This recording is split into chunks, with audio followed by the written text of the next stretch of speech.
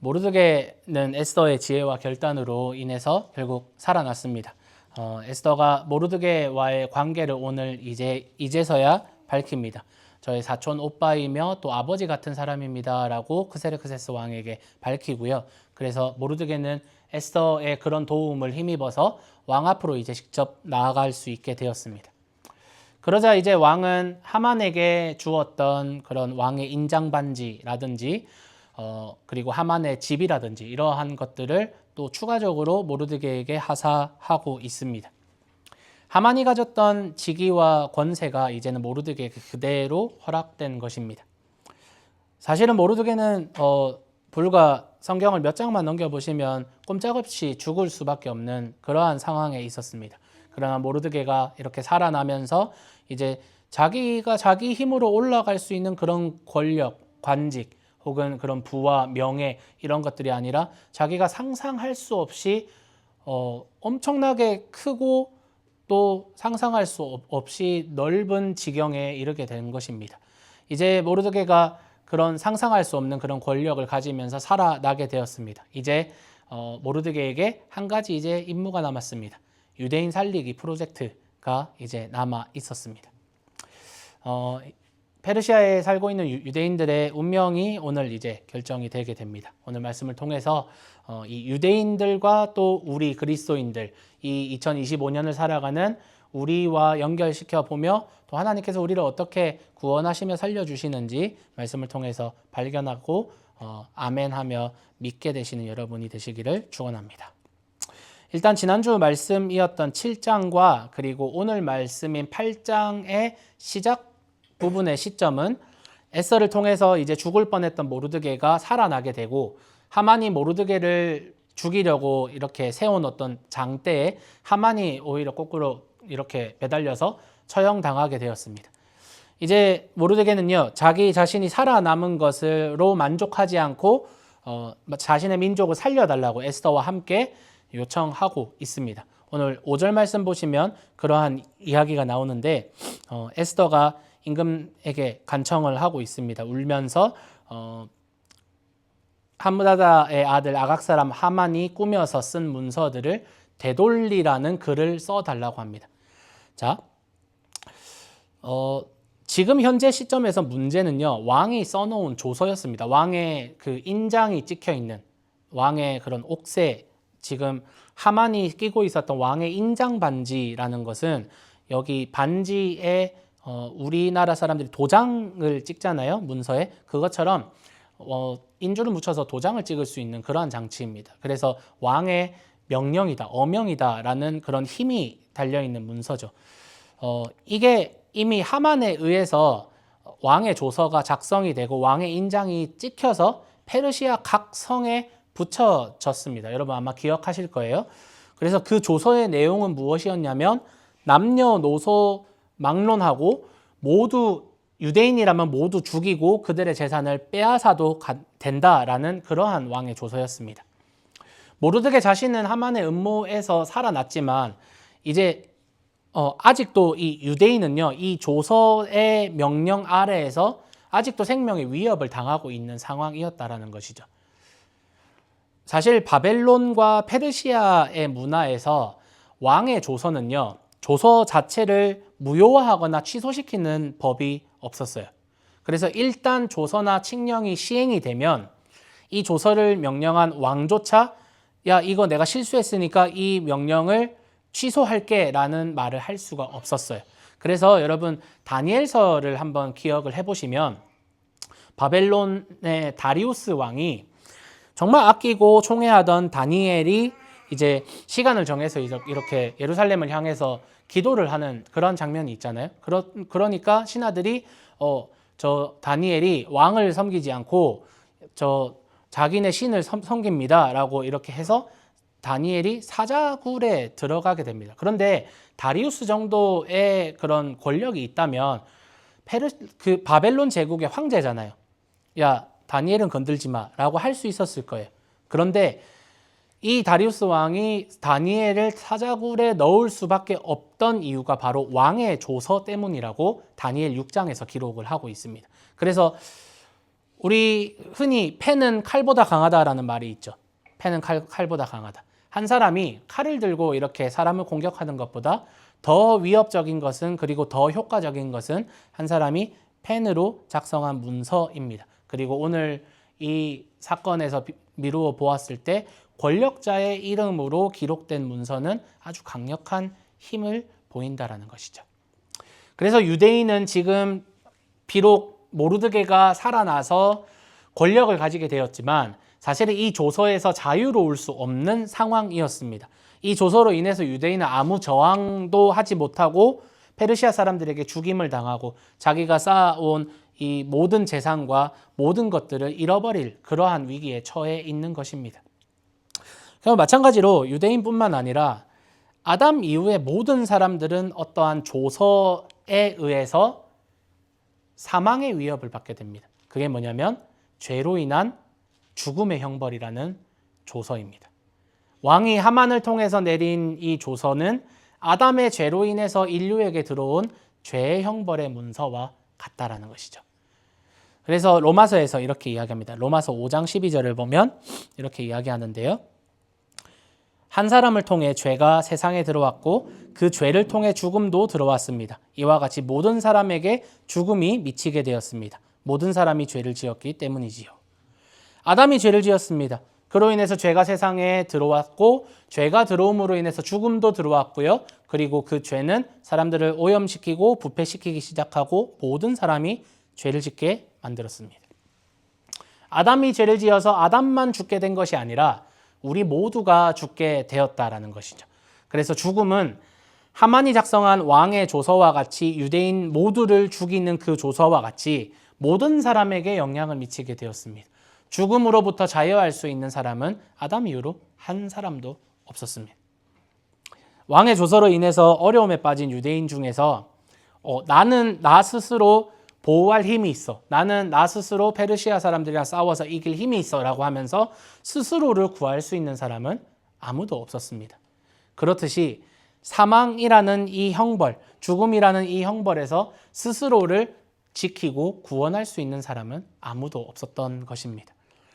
그런데 이 절망적인 상황을 해결할 수 있는 방법이 딱 한 가지 있었습니다. 단 한 가지, 왕의 조서를 무효화시킬 수 있는 방법은 바로 새로운 조서를 만드는 것이었습니다. 말씀 8절 말씀을 보시면 왕이 이렇게 명령합니다. 그대들이, 그러니까 에스더와 모르드게, 당신들이 유다 사람들을 두고 그대들 마음대로 임금의 이름으로, 나의 이름으로, 크세르크세스의 이름으로 글을 써보내고 임금의 도장반지로 도장을 찍으시오. 임금의 이름으로 쓰고 임금의 도장이 찍힌 문서는 뒤집을 수 없는 것이요. 왕의 새로운 조서를 작성할 것을 명령합니다. 너희한테 유리한 대로, 유대인한테 유리한 대로, 너희 생각대로 조서를 쓰고 왕의 도장을 찍어서 보내라 라고 합니다. 원래 조서가 유대인을 죽이고 그들의 재산을 빼앗는 것이었다면 새로 쓰여지는 조서의 내용은 11절에서 이야기하듯이 다른 민족이 유대인들을 공격할 때 방어할 수 있는, 정당 방위를 할 수 있게 만드는 그러한 명령이었습니다. 이 조서가 이제 공포된 이후에는 더 이상 유대인들은 죽음의 공포에 사로잡혀 있지 않습니다. 이 조서를 보고 유대인들은 죽이려고 하는 사람에게 정당한 방어를 할 수 있게 되는 것이고, 또한 이 조서를 보는 페르시아인들 또한 유대인들을 공격할 마음을 어느 정도 내려놓을 수 있게 됩니다. 그리고 더 나아가서 유대인들이 자신들을 공격하는 자들을 죽이고 그 사람들의 재산을 빼앗는 것까지 사실상 허락이 되었기 때문에 오히려 상황이 역전되어서 유대인들에게 훨씬 더 유리한 조서가 작성이 되었습니다. 유대인들은 죽음으로부터 위협을 받고 있었습니다. 스스로 방어할 힘도 없이 다른 사람이 유대인을 죽이면 그대로 죽임을 당할 수밖에 없는 그러한 상황이었습니다. 그것이 왕의 명령이었습니다. 그런데 왕의 조서가 공포된 이후에는 완전히 상황이 역전되어서 뒤바뀌어 버렸습니다. 오히려 자신들을 죽이려고 다가오는 사람들을 죽일 수 있습니다. 오히려 죽음의 위협을 물리치고 그들을 무너뜨리고 그들에게 승리할 수 있는 상황이 허락되었던 것입니다. 결국은 이 상황은 무엇이냐? 유대인들은 사망에서 생명을 허락받은 사람들입니다. 구원받은 사람들이라는 뜻입니다. 그래서 구원과 관련된 아주 중요한 사실이 오늘 말씀에 또한 숨겨져 있습니다. 유대인들이 자기 자신의 구원을 위해서, 생명을 위해서 한 일이 아무것도 없다라는 사실입니다. 그들은 그냥 첫 번째 조세의 명령을 보고 죽음을 기다리고 있었고, 그 사실에 너무나도 힘들고 슬픈 나머지 옷을 찢고 재를 뿌리고 금식을 하는 정도의 그러한 상황이었을 뿐이지, 자기 자신들이 뭐 데모를 하거나 자신의 생명을 위해서 투쟁을 하는 그러한 일은 없었습니다. 그들은 가만히 있었습니다.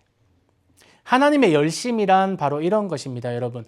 우리는 구원에 있어서 우리가 이룬 공로가 아무것도 없음을 우리는 인정해야 합니다.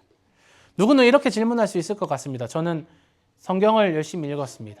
저는 기도를 열심히 했습니다. 저는 저의 구원을 위해서 선한 일을 하고 다른 사람에게 착한 일을 하고 도와주고 긍휼을 베푸는 일들을 했습니다. 그게 나를 구원으로 이끌었습니다라고 하는 사람들이 있겠지만 사실은 그것은 착각이라는 것입니다.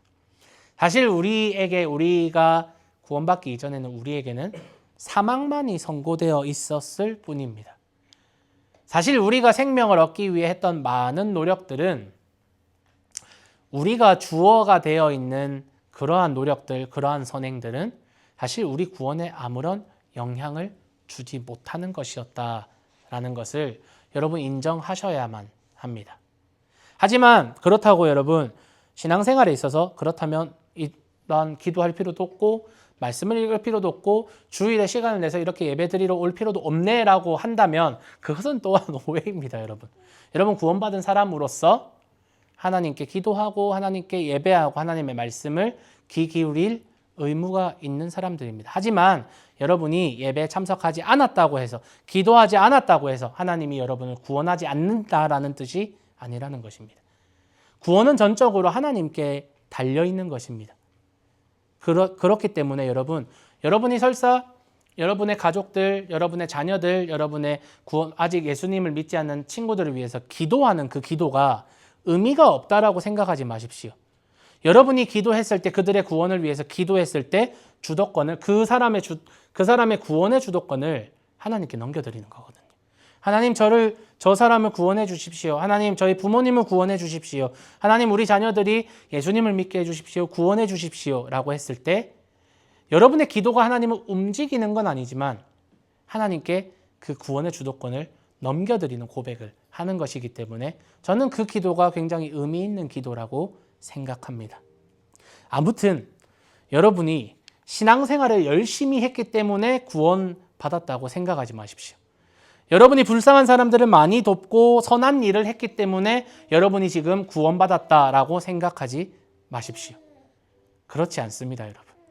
여러분의 구원은 오롯이 하나님께서 이루신 하나님의 일이고 하나님의 성실함이고 하나님의 열심입니다. 그래서 로마서 3장에 이렇게 이야기합니다. 조금 말씀이 긴데요. 우리 함께 읽어보도록 하겠습니다. 로마서 3장 21절에서 24절 말씀입니다. 함께 시작. 그러나 이제 율법과는 무관하게 하나님의 의가 나타났습니다. 이의 의는 율법과 예언자들이 증언하고 있는 것입니다. 예수 그리스도에 대한 믿음을 통해 생겨나는 하나님의 의는 모든 믿는 사람에게 주어집니다. 뒤에는 아무런 차별이 없으니까요. 계속 읽겠습니다. 사실 모든 사람이 죄를 지어서 하나님의 영광에 다다르지 못하는 것. 그런데 그들은 아무런 대가 없이 하나님의 은혜로 의롭다고 판결받게 된 것입니다. 하나님이 그리스도 예수님 안에서 그들을 죄로부터 풀어주신 덕분입니다. 아멘. 앞에 슬라이드 한 번만 넘겨주시면 여기 보시면 율법과는 무관하게라고 되어 있습니다. 이 율법이라는 단어를 좀 더 여러분과 쉽게 연결을 지어보자면 당신의 노력, 당신의 의지, 당신의 결정 혹은 당신의 열심이라고 바꿔보시면 당신의 노력, 의지, 열심과는 무관하게 하나님의 의가 나타났다라고 바울은 선포하고 있습니다. 여러분의 노력과 의지나 열심으로는 의로움을 만들어낼 수가 없습니다. 만약에 구원을 받는 조건이 의로움이라면 의로운 사람만 구원을 받을 수 있다라는 것이 전제로 깔린다면 그러면 우리는 의로워져야 합니다. 그런데 우리의 노력이나 의지나 열심으로는 의로움을 만들어낼 수도 없고 의로움에 이를 수도 없습니다. 왜냐하면 죄와 사망에 지배된 상태에서는 더 이상 스스로의 노력에 의해서 의를 획득할 수 없기 때문입니다. 예를 들면 이런 것입니다. 늪에 빠진 사람이 노력하면 노력할수록 더 늪에 깊이 빠지게 되는 것처럼, 또한 흙탕물에 들어간 아이가 움직이면 움직일수록 흙탕물이 더 많이 옷에 묻고 몸을 더럽히듯이 한 번 죄로 인해서 타락하고 부패해버린 인간은 아무리 노력해도 아무리 발버둥 쳐도 의로움에 이를 수 없고 의로움을 만들어낼 수도 없습니다. 그러나 여러분의 노력이나 의지나 결정과 열심과는 상관없이 하나님의 의가 여러분에게 나타났다라고 선포됩니다. 예수님의 십자가가 죄와 사망을 해결했기 때문에 새 조서가 이전 조서를 덮어버린 것처럼, 크세스의 새로운 조서가 이전의 조서를 덮어버린 것처럼 그리스도의 보혈이 여러분의 죄와 사망을 덮어버린 것입니다. 여러분이 죽지 않았습니다. 예수님이 죽으셨습니다. 여러분이 생명을 만들어내지 않았습니다. 예수님의 생명이 그저 여러분에게 전달된 것입니다. 여러분이 의를 이룬 것이 아니에요. 하나님이 여러분을 의롭다고 여겨주시는 거예요. 그래서 여기에서 저희가 공교롭게도 오늘 새가족반 그 교육이 구원론이거든요. 이거에 대해서 조금 더 자세하게 배우긴 할 건데, 천주교에서는 사람이 의화된다라고 해요. 의로워진다라고 이야기합니다. 구원을 받은 사람은 의화라고 설명해요. 근데 우리 개신교는 칭의라고 설명을 합니다. justification. 이건 뭐냐면요, 실제로 의로워지는 게 아니에요. 사람이 실제로 의로워지는 게 아니라 하나님의 의가 우리에게 덮어졌기 때문에 하나님이 그 의를 보시고 의롭다고 칭해 주시고 의롭다고 불러주시는 거예요. 그러니까 마치 이런 거예요. 여러분에게 이렇게 제가 질문합니다. 여러분 저 잘생겼죠? 라고 하면 이 중에 T인 사람은 아니요라고 하실 수도 있겠지만, 네, 그렇다고 하세요. 잘생겼다고 쳐주는 거예요. 저는 잘생기지 않았어요. 하지만 여러분이 잘생겼다고 쳐주시는 거예요. 마치 그런 거예요. 우리는 의롭지 않은데 하나님이 예수님의 십자가의 보혈을 보고 의롭다고 쳐줄게가 되는 거예요. 이해하셨죠? 이 차이점을 여러분 이해하셔야 돼요. 그래서 우리의 구원이, 우리의 이 죄성이 계속해서 이 의를 뚫고 나오려고 해요. 하지만 뚫을 수는 없어요. 왜냐하면 아무것도, 이 세상에 어떤 것도 하나님의 사랑에서 우리를 끊을 수 없다라고 했기 때문에. 그런데 우리의 죄성은 계속 그 의를 뚫으려는 노력을 해요. 그래서 우리 안에서 성령의 법과 우리의 육체의 법이 계속 싸워요. 그래서 우리가 유혹을 만났을 때 어떨 때는 그 유혹을 물리칩니다. 우리가 말씀으로, 성령의 힘으로 물리칩니다. 그런데 어떨 때는 똑같은 그 유혹에 쉽게 넘어지는 때가 있습니다. 그게 우리의 연약함과 죄성 때문입니다. 그렇기 때문에 하나님께서 우리를 의롭다고 여겨주신 이 칭의, 우리를 의롭다고 불러주시는 이 의로운 상태를 우리가 너무 자부하다가는 우리는 실족하기 쉽다라는 것입니다. 왜냐하면 방금 읽은 로마서 말씀처럼 하나님이 아무런 대가 없이 은혜로 여러분을 의롭다고 판결했다라고 말하기 때문입니다. 그래서 우리의 반대편에 있었던 천주교라든지 혹은 알미니안이라든지 어떠한 신학적인 은혜와 사람의 어떤 결정 혹은 사람의 의지, 사람의 믿음이 함께 이루어져야 구원이 올 수 있다라고 말하는 신인 협동설, 하나님과 사람이 협동해서 구원이 일어난다라고 말하는 사람들은 우리를 비판합니다. 왜냐하면 우리는 아무런 대가 없이 은혜로 이 구원을 선물 받았다라고 이야기하기 때문입니다. 그렇기 때문에 우리는 우리의 구원에 있어서 정말로 겸손해야 됩니다. 우리는 대가 없이 받았지만 우리는 자격이 없습니다. 우리는 구원받을 자격이 없었어요. 하나님이 당연히 우리를 위해서 예수님을 십자가에 못 박으시고 예수님의 보혈을 우리에게 선물해 주셔야 되는 게 아니에요. 우리는 자격이 없는 사람들입니다. 우리는 그것을 늘 기억하고 겸손하게 하나님의 구원과 하나님의 열심을 감사로 찬양해야 되는 사람들이라는 것이죠. 로마서 8장 1절에서 2절 한 번 더 보시면 그래서 예수님 안에 있는 사람들에게 유죄 판결이 없다라는 거예요.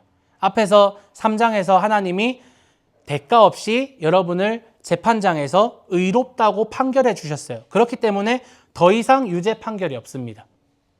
재판에서도 똑같은 재판으로 하나님께서 무죄 판결을 내리시면 그걸로 자유한 사람이 되는 거예요.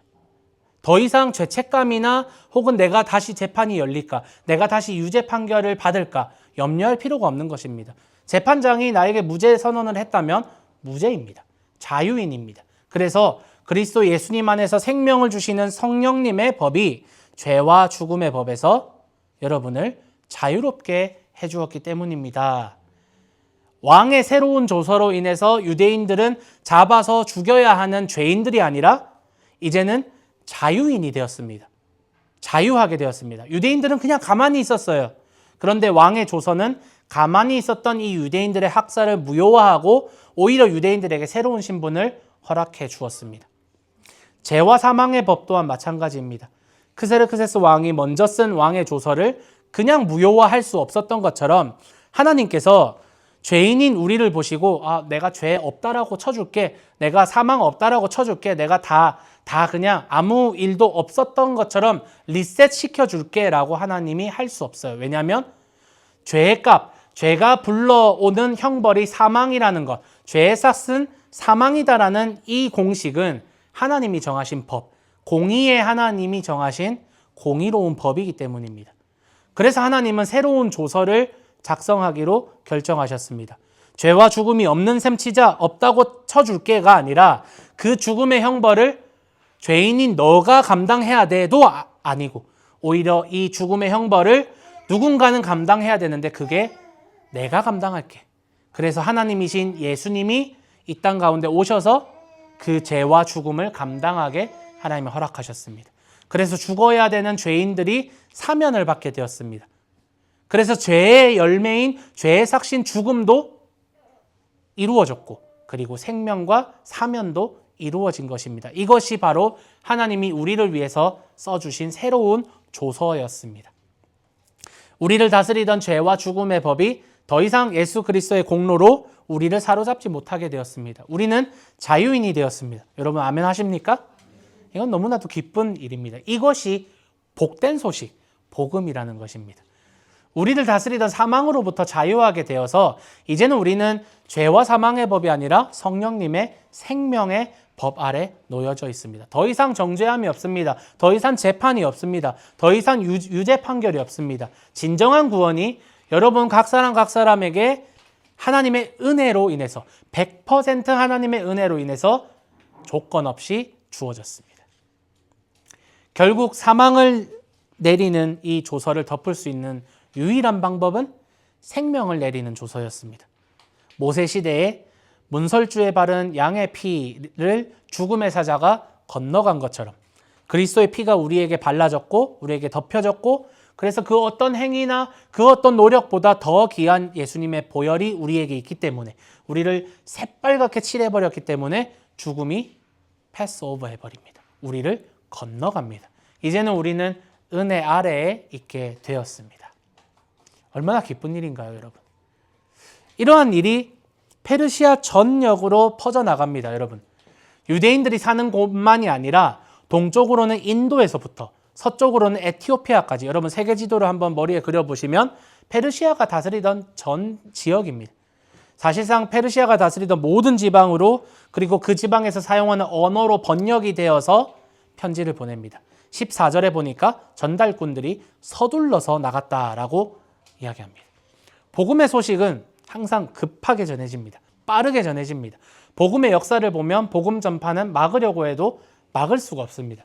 왜냐하면 왕이신 하나님께서 직접 사인하신 복된 소식, 왕의 조서이기 때문입니다.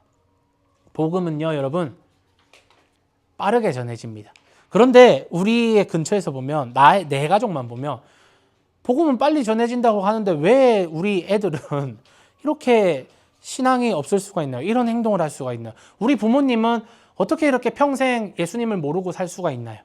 그런데 이 빠르다라는 이 의미를 여러분 다시 한번 우리가 깊이 묵상해 봅시다. 우리는 지난주에 말씀드린 것처럼 조급해요. 항상 조급해서 무언가 우리의 일들이 빨리 일어나기를 원합니다. 그런데 그 사람이 구원받는 것은 내가 열심히 그 사람에게 복음을 전한다고 해서, 내가 열심히 그 사람에게 교회에 대한 좋은 이미지를 보여준다고 해서 이루어지는 것이 아니라 하나님께 달려있음을 우리가 인정해야 합니다.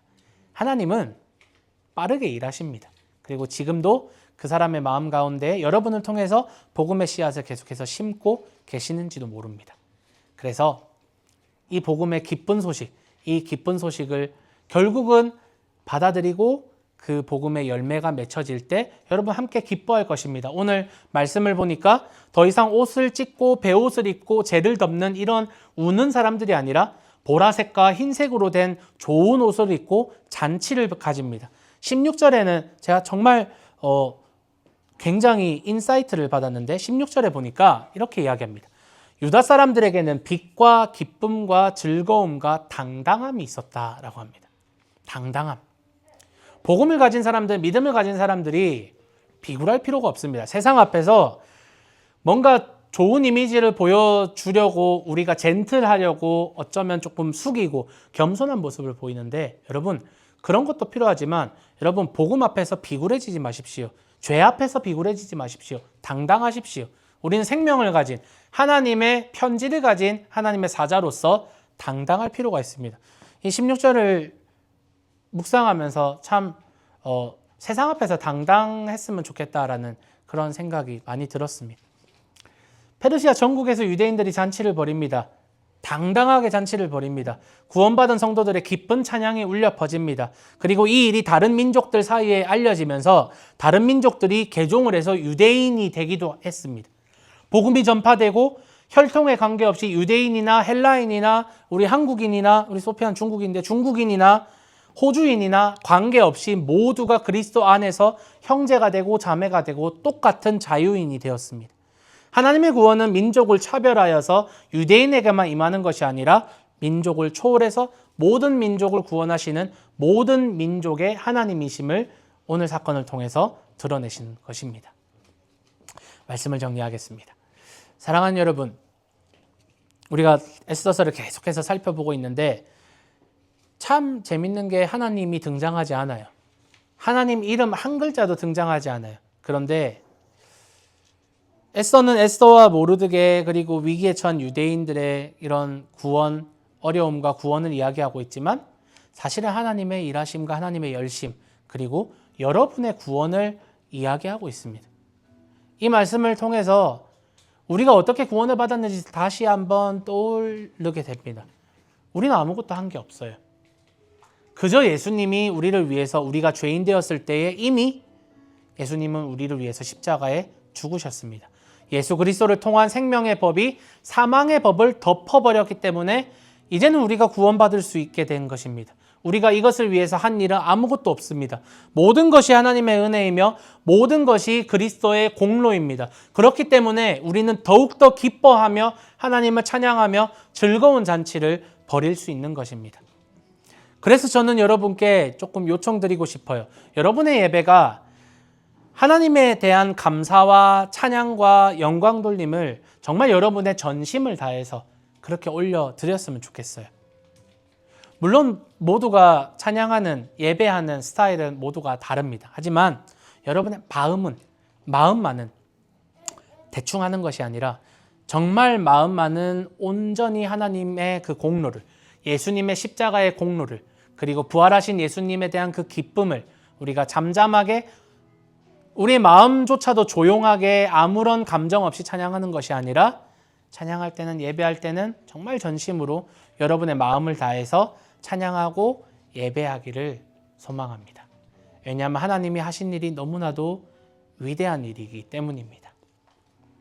에스더와 모르드게를 통해서 보이지 않는 곳에서 역사하시는 하나님께서는 오늘도 여러분의 삶 가운데서 계속해서 열심히 일하고 계시고 역사하고 계시는 줄로 저는 확신합니다.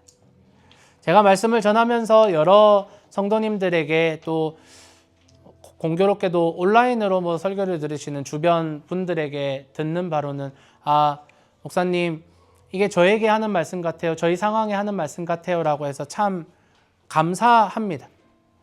하나님께서 일하고 계심을 여러분이 목격하고 계시고 하나님께서 준비하고 계시는 그 모든 일들을 우리가 우리의 때에 맞게 확인하려고 그 일을 망치는 것이 아니라 잠잠히 기다리고 하나님의 때를 겸손하게 구하고 그리고 하나님의 때가 됐을 때 또 당당하게 우리의 목소리를 높이고 우리의 행동을 할 때 그 위대한 일을 하나님과 동행함으로써 하나하나 확인하고 하나하나 경험하게 되는 여러분이 되어서 저는 참 담임 목사로서 기쁩니다. 그렇기 때문에 여러분의 삶 가운데서 일상의 아주 작은 사건, 일상의 아주 작은 사람과의 만남을 통해서 여러분이 하나님을 만나고 하나님의 일하심을 목격하고 항상 경험하시는 여러분이 되어서 또 이러한 간증들을, 이러한 감사와 찬양들을 아직 예수님을 모르는 사람들이나 혹은 예수님을 알지만 지금 조금 슬럼프에 빠지거나 어려움을 겪는 성도들에게 나누어 줄 수 있고 도와줄 수 있는 여러분이 되시기를 예수님의 이름으로 축복하고 소망합니다. 여러분의 삶 가운데 예수님의 보혈이 항상 덮여 있기를, 그래서 생명을 항상 누리는 여러분이 되시기를 예수님의 이름으로 축복하고 소망합니다.